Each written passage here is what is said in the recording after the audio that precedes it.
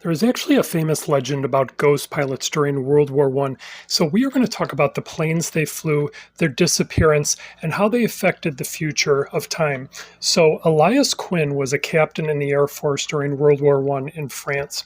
And when his plane was retired, he got home from a test flight one night and he found a letter on his desk. See, all these planes, the Spad 7 and the Spad 13, were credited as winning World War One. So as they were retiring these planes, they were trying to figure out which ones were going to be saved to preserve history and which ones they were going to retool and reassemble for future wars. So they were doing test pilot flights late at night and then bringing them into the hangar, and then they would close up.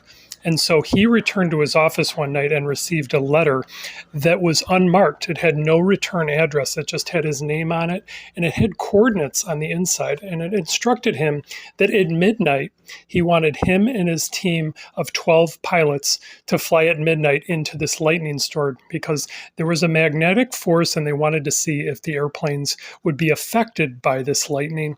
And that was going to determine the next planes that they were going to be built. But there was no return address, and he found this to be very strange. But because of out of curiosity, Elias Quinn and his team of 12 pilots flew their Spad 13 planes directly into this lightning storm.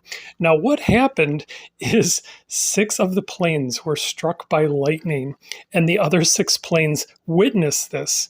Now, according to documents, these pilots, the planes simply disappeared. There was no pieces, there was no shrapnel. When these planes were struck by lightning, they were struck by 2 lightning bolts at the same time from the left and the right, and the planes simply vanished into thin air.